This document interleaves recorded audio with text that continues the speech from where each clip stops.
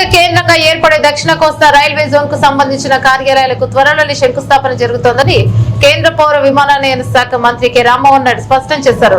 విశాఖ రాయపూర్ మధ్య నడిచే కొత్త వందే భారత్ రైలు విశాఖలో జెండా ఊపి ప్రారంభించారు. సందర్భంగా ఆయన మాట్లాడుతూ జోన్ కు సంబంధించిన గతంలో నెలకొన్న భూ సమస్యలు పరిష్కరించడంతో రైల్వేకు ఆ స్థలం అప్పగించేశామని త్వరలోనే జోన్ కార్యాలయాల నిర్మాణ పనులను ప్రారంభించాలని రైల్వే మంత్రికి విజ్ఞప్తి చేశామన్నారు. దసరా దీపావళి మధ్య మంచి ముహూర్తం చూసుకొని శంకుస్థాపన చేస్తామని ఆయన చెప్పారు. కార్యక్రమంలో డిఆర్ఎం సౌరవ్ ప్రసాద్, ఎమ్మెల్యేలు, రైల్వే అధికారులు పాల్గొన్నారు.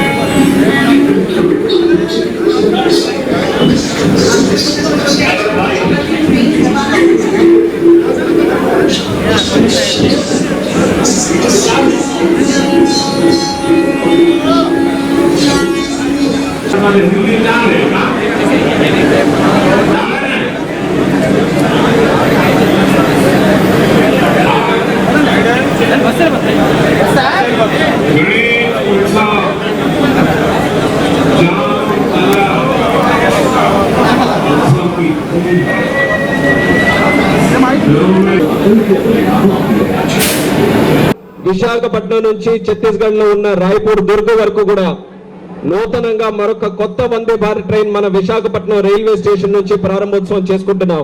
ఈ యొక్క కార్యక్రమానికి వేదికను అలంకరించినటువంటి పెద్దలు, సభాధ్యక్షులు డిఆర్ఎం గారు సౌరవ్ ప్రసాద్ గారు, పార్లమెంటు సభ్యులు మతుకుమల్లి భరత్ గారు, అలాగే రాజ్యసభ సభ్యులు బాబురావు గారు, తెలుగుదేశం పార్టీ రాష్ట్ర అధ్యక్షులు శాసనసభ్యులు పల్లా శ్రీనివాస్ గారు, శాసనసభ్యులు గణబాబు గారు, విష్ణుకుమార్ రాజు గారు, బోనుల విజయ్ గారు, మేయర్ గారు, కలెక్టర్ గారు, సిపి గారు, గన్ని బాబ్జీ గారు, అలాగే ఈ కార్యక్రమానికి విచ్చేసినటువంటి ప్రజాప్రతినిధులకి, రైల్వే సిబ్బందికి, మరి ముఖ్యంగా విశాఖపట్నం ప్రాంత ప్రజలు అందరికీ కూడా మరొకసారి నా హృదయపూర్వకమైనటువంటి నమస్కారాలు తెలియజేయండి. సభ్యుడిగా అయినప్పటి నుంచి చాలా దగ్గరగా పరిశీలిస్తున్నటువంటిది. ఆ రోజు 2014లో మొట్టమొదటిసారిగా రైల్వేస్ కి ఎన్నో కార్యక్రమాలు చేయడానికి ఒక పార్లమెంటు సభ్యుడిగా నేను అడుగులు వేస్తుంటే నాకు ప్రధానంగా సహకరించినటువంటి రైల్వే సిబ్బంది అందరినీ కూడా నేను గుర్తు చేసుకుంటున్నాను. ఆ రోజు 2014లో అప్పటికున్నటువంటి పద్ధతుల్లో ఏదైనా ఒక రైల్వే ప్రోగ్రాం చేయాలనంటే, ఒక స్టాప్ గాని, నూతనంగా ట్రైన్ గాని ఇవన్నీ చేయాలనంటే ఎంతో కష్టంతో కూడినటువంటి పని.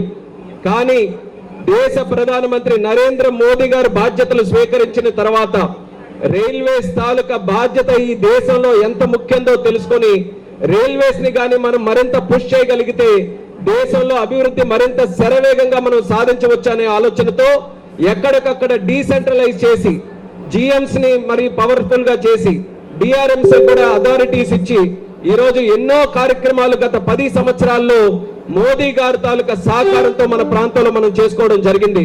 ముందుగా ఇదే విశాఖపట్నం నుంచి 3 వందే భారత్ ట్రైన్లు మనం ప్రారంభోత్సవం చేసుకున్నాం. 23లో విశాఖపట్నం నుంచి సికింద్రాబాద్ కి, 24లో మళ్ళీ విశాఖపట్నం నుంచి సికింద్రాబాద్ కి, అలాగే నేను కూడా చాలా ప్రయత్నం చేసిన తర్వాత విశాఖపట్నం నుంచి భువనేశ్వర్ వరకు 3 ట్రైన్లు ఆల్రెడీ మనం స్టార్ట్ చేసుకున్నాం. అందులో దేశంలో కూడా సుమారు 61 వందే భారత్ ట్రైన్లు ఉంటే అత్యధికంగా ఫుల్ కెపాసిటీతో నడిచే ట్రైన్ విశాఖపట్నం సికింద్రాబాద్ మధ్యలో నడుస్తుంది అన్నది కూడా ఈ సందర్భంగా గర్వంగా తెలియజేసుకుంటున్నాను. అంటే ఎంతో ఉపయోగకరమైనటువంటి ట్రైన్ గా ఈ రోజు ఈ దేశంలో ఇది నడుస్తుందో మనం అందరం కూడా తెలుసుకోవాలి. అటువంటి సందర్భంలో మోదీ గారి తాలూకు ఆలోచన కేవలం మనకున్నటువంటి కనెక్టివిటీని పెంచడమే కాదు, దేశం మధ్యలో ఉన్నటువంటి రాష్ట్రాల మధ్యలో టూరిజం గాని, వ్యాపారం గాని, ఎడ్యుకేషన్ గాని, వ్యవసాయం గాని ఈ రంగాల్లో మనం శరవేగంగా దూసుకొని పోవాలి. ప్రపంచంలోనే భారతదేశం అగ్రస్థానంగా ఉండాలనంటే మన భారతదేశానికి ఒక ఆయువు పట్టులాగా ఉన్నటువంటి రైల్వేస్ ని మళ్ళీ స్పీడ్ కూడా మనం పెంచుతూ, ట్రాక్స్ ను కూడా ఇంప్రూవ్ చేస్తూ, ఇన్ఫ్రాస్ట్రక్చర్స్ కూడా ఇంప్రూవ్ చేయాలి.